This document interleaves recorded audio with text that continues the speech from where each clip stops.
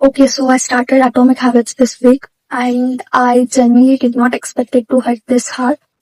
I picked it up thinking it was going to tell me to wake up at 5 am and journal and drink water. You know the ones. It is not that at all. So I'm documenting my reading journey and this is my first proper book review. I'm only halfway through, but there are already three things that completely changed how I think.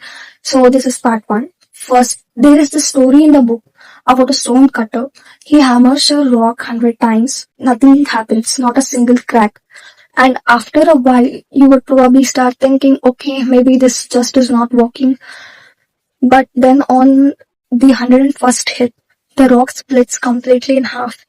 And the whole point is, it was not just that last hit that mattered. It was every single hit before it too. And I just sat there for a second because that is literally how everything works. You work and nothing seems to change. You start wondering if you are wasting your time, if maybe you are just not good enough. And then one day something shifts and suddenly everyone calls it overnight success. But you know what actually went into it? All those invisible days, all those days nobody noticed you, all those days where nothing looked different, but you kept going. That was the work. Then there was this line I literally reread 3 times. The more pride you have in a particular aspect of your identity, the more motivated you will be to maintain the habits associated with it. And honestly, this completely changed how I think about habits. Because I always thought habits were about discipline, like forcing yourself to do something every day.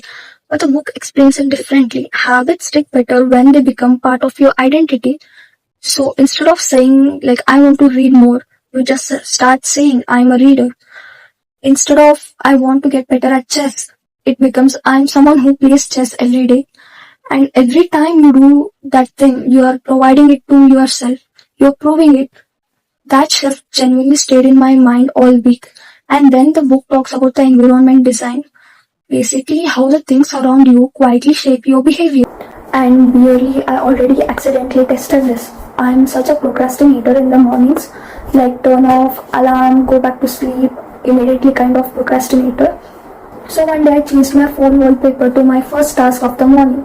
Not because I saw some productivity video, I just randomly tried it. And then every morning when I picked up my phone to turn off the alarm, that task was just there staring at me. I tried going back to sleep, could not do it, the guilt won. So I got up and finished the task. And the book basically explains why that worked. Your environment gives you that motivation. The easier you make a behavior to notice, the more likely you are to do it.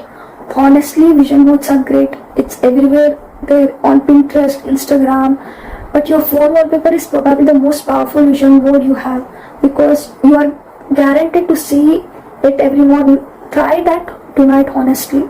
So that is part one, 3 ideas, and I'm only halfway through it. Right now it is easily a 9 out of 10, and I have feeling the second half is going to hit even harder. Part 2 is next Tuesday when I get into the 4 laws of behavior change, and that honestly might be the part that changes your day-to-day life the most.